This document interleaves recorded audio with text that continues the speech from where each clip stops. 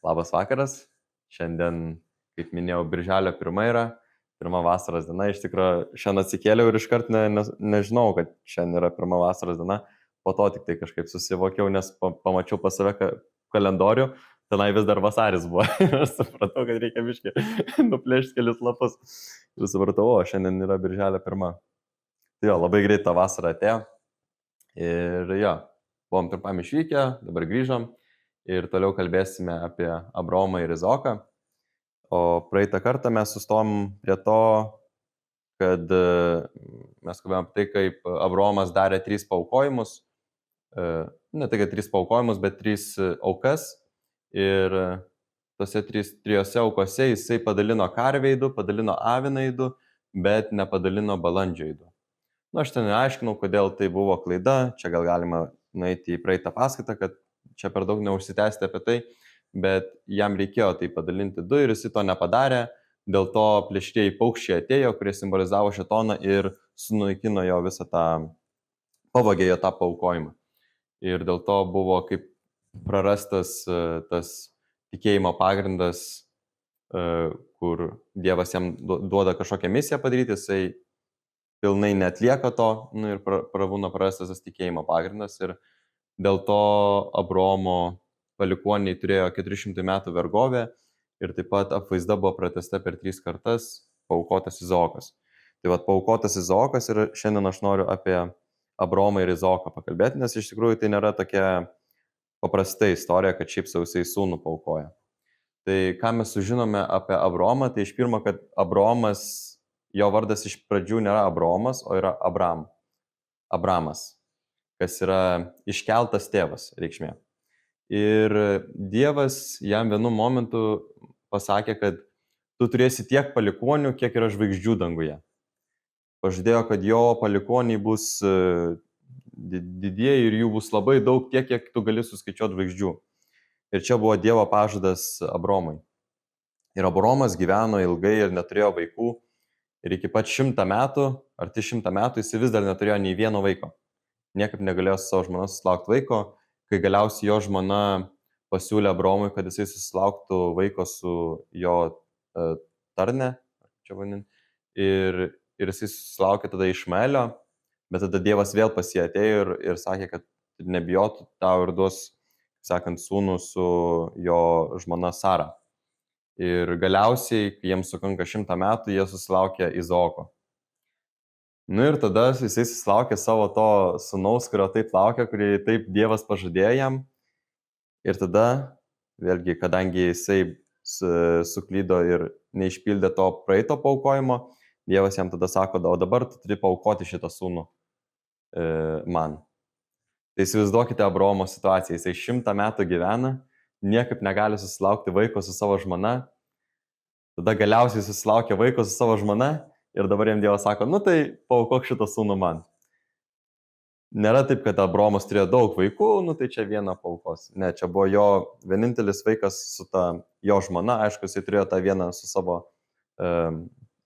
tarne vaiką, bet vis tiek ten buvo jo tarne, nebuvo jo žmona. Tai vat, ir tada Abraomas gerai eina su Izaoku, kad jį paaukoti.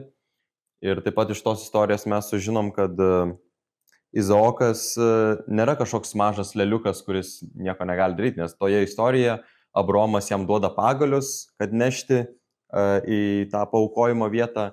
Ir taip pat netgi Izaokas klausia klausimų savo tėčio tenai. Ir iš to mes galim suprasti, kad jau Izaokas vis tiek turėjo būti kažkur tarp 12 iki, 16 metų jau turėjo būti, ne visiškai suaugęs žmogus, bet turbūt dar jauno amžiaus, bet pakankamai sąmoningas, kad ir galintis pajėgus nešti pagalius ir klausti klausimų tėčio. Tai šitoje istorijoje taip pat yra tas svarbus momentas, kad mes dažnai galvom, kad čia buvo testas tik tai Abraomui, kad Abraomas parodytų savo tikėjimą, ar jisai gali paaukoti savo vienintelį sūnų vaikui, vienintelį sūnų Dievui, bet taip pat ir pagalvokime apie Izaoko poziciją. Izaokas matė, kad tėtis neneša nieko kito su savim, kad nėra jokio avinėlio arba karvės ar kažko, ką jisai aukotų. Jisai kažkokiu momentu jau supranta, kad jisai bus paaukojamas. Nu, aš nežinau, aš jeigu padėčiau save į tokią poziciją, kur aš einu su tėvu ir jisai sako, kad mes einam kažką paaukoti ir aš žiūriu, kad aplinkui bus nieko nėra, tik tai aš. Aš nežinau, ar aš taip, nežinau, eičiau drąsiai ir paklusniai tą visą daryčiau. Nu, čia tikrai, manau, nėra lengva užduotis, ypač Izaokui, jam tai Dievas nieko nepasakė, kad tu būsi ten paaukotas ar kažką. Jisai į savo tėvą žiūri, jisai žino, kad jam kažką Dievas pasakė, nu aš tiesiog einu iš paskui, iš tikėjimo. Tiesiog. Tai Izaoko čionai dalis irgi buvo šiaip labai didelė. Nu ir galiausiai jie prieina prie altoriaus ir Abraomas padeda savo sūnų ir jau nori jį nužudyti ir ateina Dievo angelas ir sustabdo Izaoką ir pasako, palik, nieko nedaryk šitam vaikui, dabar Dievas žino, kad tu juo tikrai tiki ir kad tu jį tikrai pripažįsti. Čia šiaip, jeigu pagalvoti, yra dar vienas svarbus momentas, nes mes dažnai kalbame apie tai ar Dievas ten mato ateitį ar nemato ateities. Tai jeigu Dievas būtų žinojęs ateitį, tai kam jam reikėtų įrodymo ir kam jis sakytų, dabar aš žinau. Jis jau prieš tai turėjo žinoti, jisai turėjo jau žinoti, kad jisai būtų taip pat, bet Dievas nežino. Nes žmogui duota laisva valia, duot kažkokį padaryti pasirinkimą, daryti ar nedaryti, ko Dievas negali nuspėti. Dievas gali nuspėti visus įmanomus variantus, kuriuos jisai gali pasirinkti. Bet to vienintelio, kurį jisai galiausiai pasirinks, nežino, nes čia yra tos jau laisvos valios, laisvas pasirinkimas. Tai tame momente mes pamatom, kad Dievas irgi, jisai negali to jau numatyti, bet jisai, kai jau jam parodė, tada jis sako, dabar aš žinau, kad tu manim tiki. Ir galiausiai sustabdo Abraomą ir Izaokas nebūna nužudytas. Tai du momentai šitoje vietoje atsitinka. Aš prieš tai kalbėjau apie substancijos pagrindą, apie tikėjimo pagrindą, kad priminti, tai tikėjimo pagrindas yra, kai žmogus išklauso Dievo žodžio ir išpildo jį. Ir substancijos pagrindas yra, kai tas Dievo žodžio principas yra sukūriamas tikram gyvenime. Tai jau labiau žiūrint santykyje tarp žmonių. Nu, aš vis laik naudojau Adomo ir Ievos pavyzdį, kadangi pirmoji istorija.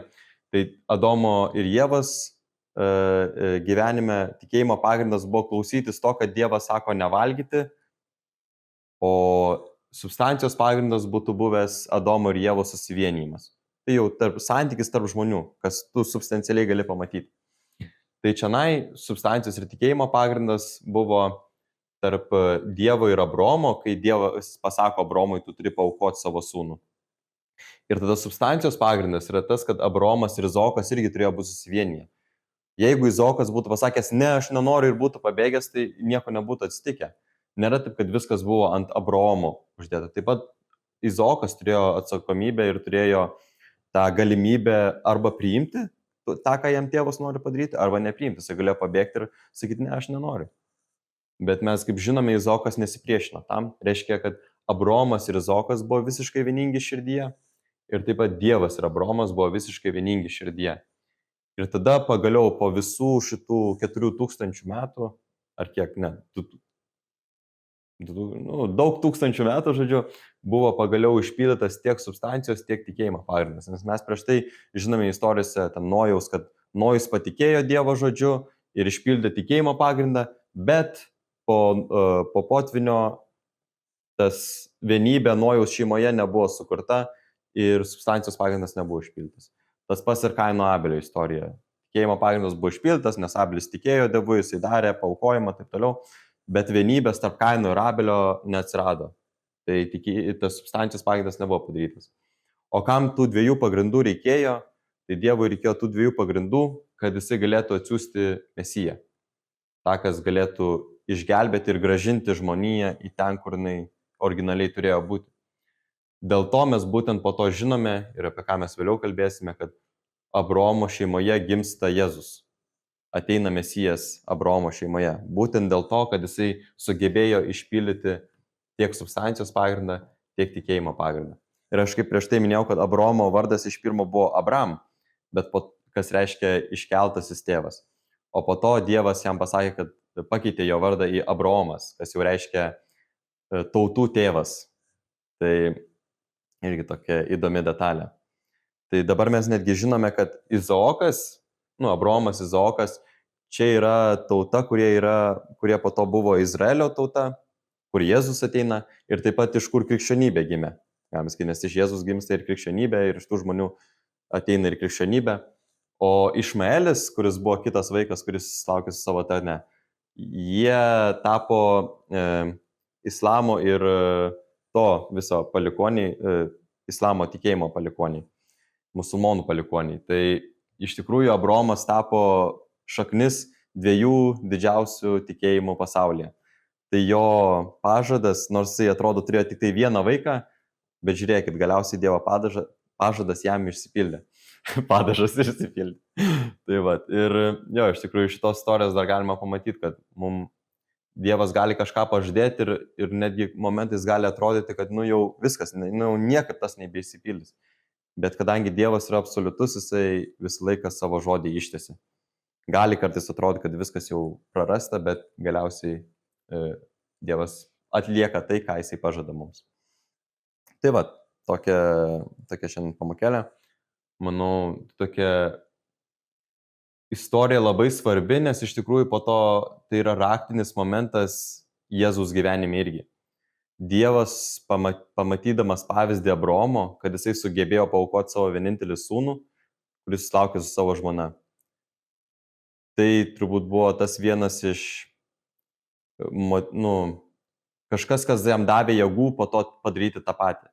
Nes mes, kaip žinome, Dievui teko paaukoti savo vienintelį sūnų Jėzų ant kryžiaus. Tai čia irgi tokios įdomios paralelės šitoje istorijoje, kur mes galim pamatyti, kad tai ateityje irgi kažkaip padeda Dievui turėti tos stiprybės savo sūnų padėti į tokią poziciją, kaip Abraomas padėjo savo sūnų. Tai va, dabar tikrai viskas. Ačiū, kas klausėtės, buvo čionai ir iki kito karto. Gal šį kartą aš galvoju netgi, kadangi vasara atėjo, galima netgi dažniau padaryti, gal netgi kitą savaitę irgi padarysim susitikimą. Tai iki, viso gero, like, subscribe.